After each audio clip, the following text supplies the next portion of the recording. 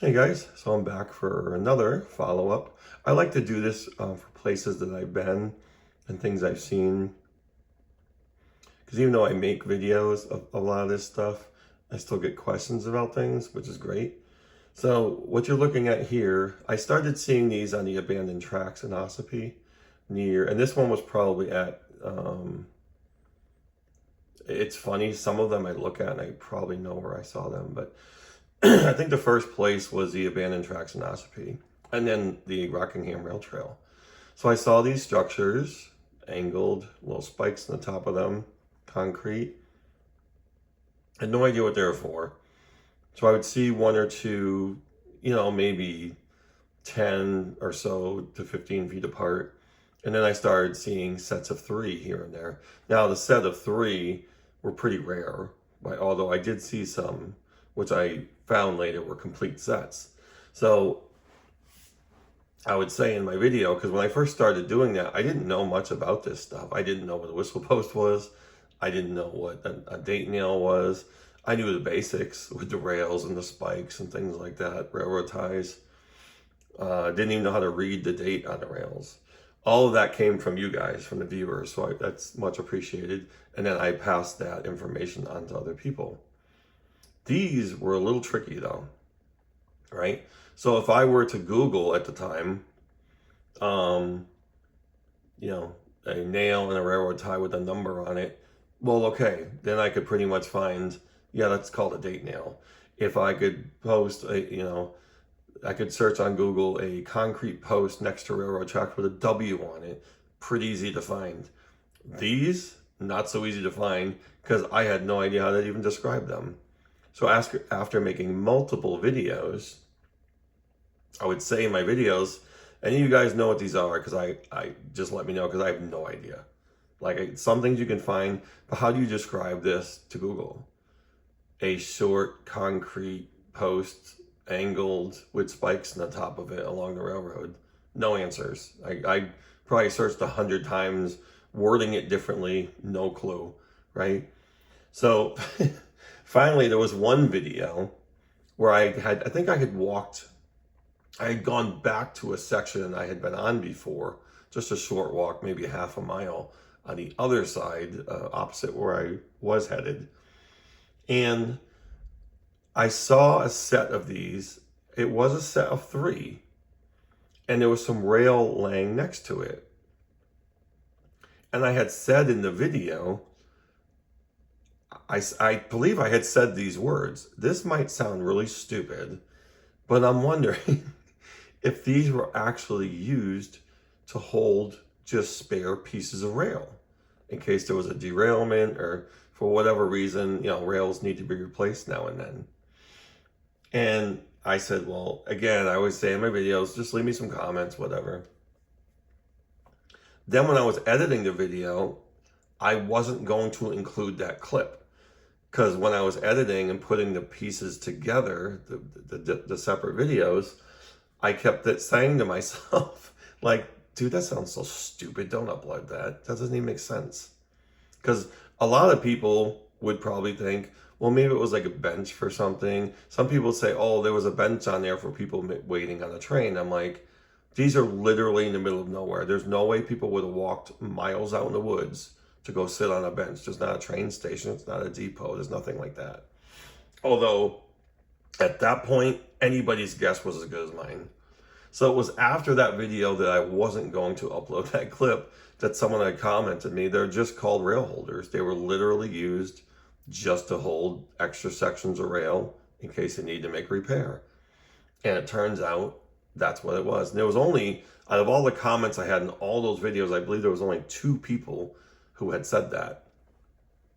And then they had corrected other people who guessed wrong, which is fine. I like seeing comments on comments too, because it's good that people get into discussions about things like that. So that's what these were. They were rail holders. They were literally just made to hold sections of rail. And again, even knowing that, if I Googled it now and tried to word it differently, I'm still not going to find it because I tried. So very few people probably know what these were used for. And I did find that they were not just concrete, some were wood, and I think I did find some that were made of wood, but I couldn't really confirm it. And some, I guess, were made of steel. Different parts of the country, you're going to see different things. Now that I'm in Oklahoma, and I've been following some abandoned tracks here, I haven't seen any of these. I haven't seen any whistle posts, not the concrete ones. I haven't seen any mile marker. I've seen nothing. So I don't know what they used here, but either all that stuff was removed or they used something completely different. I have no idea. But anyway, back to these, New Hampshire. That's what these were. Sometimes you might find one or two. On a rare occasion, you'd find a full set, which would have been 3, and probably end to end about 30 feet apart, and of course, one in the middle. And I'm assuming these little spikes were used to keep the rail from sliding off. So that's simply what these were. So if you ever see these, and you'll see plenty of these along the rail trails, especially the Rockingham. Now, on one side of the Rockingham, it was pretty uneventful. I would see stuff here and there, but at the start of the trail, I might see some of these here and there. And people were asking me, what are you taking pictures of? And I would explain to them, remnants of the railroad. A lot of people that walk those trails and ride those trails don't even know it used to be a railroad. And I'm not making fun because I didn't know a lot of this stuff either.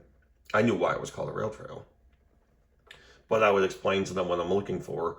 Even if I was looking at the railroad ties for a date nail, people would be jogging one way, and on the way back, they'd be like, are you looking for mushrooms and stuff? The questions I've gotten along the trails are hilarious, but it was nice to be able to pass information along to people because you walk past these things all the time, whistle posts too.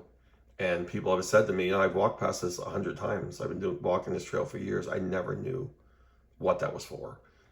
So when you give people the knowledge, the information like I got from my viewers, and you pass that along, it gets more people interested in things like that. So it was pretty cool. So anyway, so I did take a bunch of pictures of them here. And here's the same, I think it was this one I was just looking at. So there was only 2 here. I thought there was another one in the distance behind this tree, but I don't think so. See, this one's a little more worn, but at least they're standing, and you can see the tracks right here. This was probably around Polly's Crossing, actually, one of the creepiest places I've ever been. There's a nice one right there, standing up pretty nice and straight.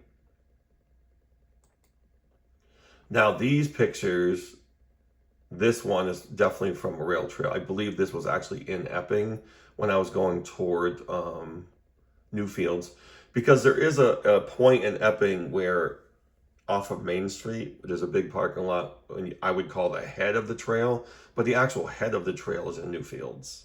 So I had to go, after making a few videos walking those different, I think one is called the Portsmouth branch, the other one's called Fremont.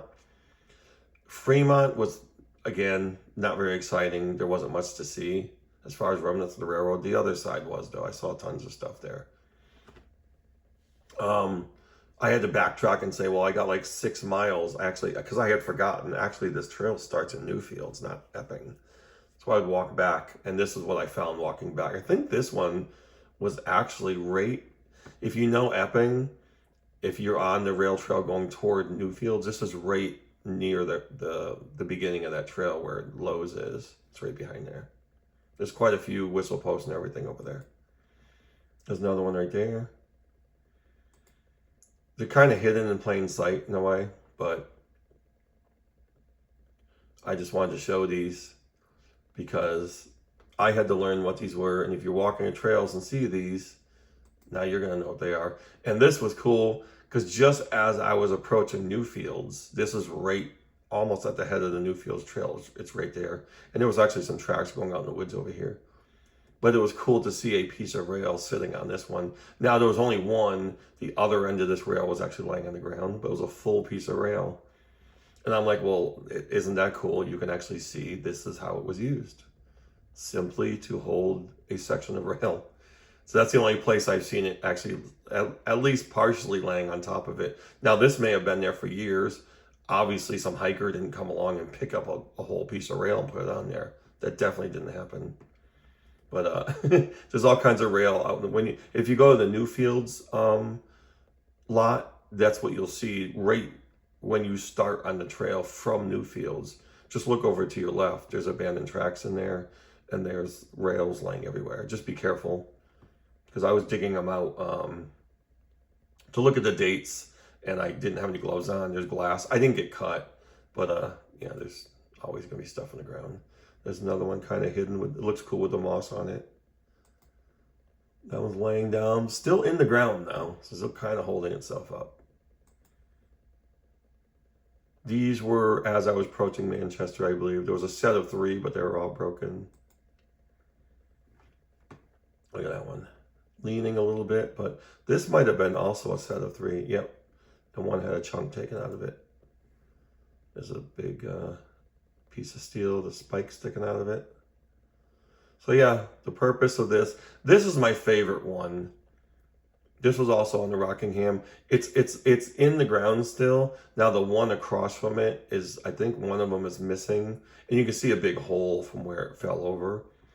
It's just like a vine, and it's almost like nature holding it up. I got you. You know what I mean? So it's pretty cool. That's actually my favorite. I just love that picture. And there's the vines right here. It's like you're not going anywhere. It's sort of like the tree kind of grew into it a little bit, and the vine is holding onto it. It's one of the coolest things. And I think I made that in the video. I had said something about that. Nature just kind of preserving it, holding it up. It's never going to fall, right? So pretty cool picture, pretty cool sights you see. And now there's a horse next door to me. So I just collected a few of these, and I just wanted to show you guys what they were used for.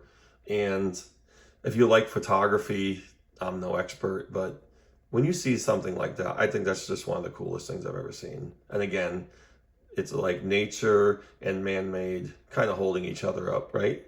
The vine saying, I got you, brother, right? All right, maybe I'm getting a little too into that there, but I just think just the way you see things sometimes, and how they, even though they're concrete, they were made for something completely different than we normally would see every day. And then eventually they just get kind of consumed, nature takes over. But because and this is why it would be hard to see too. Now, where the leaves are down, that was probably in about November I was out there, they're easier to see. But when the foliage is in, you're not going to see it that easily because of the colors. It's gray. It kind of matches everything in a way. But just the way this thing was facing me on the trail, and just the way the whole thing looks is very, very cool. So if you know about these, let me know. If you've already known they were called rail holders, great. But when I'm telling you, especially on the Rockingham, if you just, when you're walking the trails, it's harder when you're biking, because you know, that's why people would ask me, why don't you ride bikes on the trails? And my answer was because I wouldn't see 90% of the things I was seeing if I was on a bike. You have to walk to see this stuff. This would be a little more obvious, because I think this one was close to one of the gates, one of the parking areas. I can't remember what town it was, but I think I was approaching Manchester, possibly. I can't really remember. But anyway, when you're on the rail trails, look around. There's a lot of history, and you walk past it every day. But if you kind of slow down again and look around, you know, you'll see these things. And it's just pretty amazing that they're still standing for everyone to see. All right. I hope you guys enjoyed this video. Leave me some comments. I'll see you soon.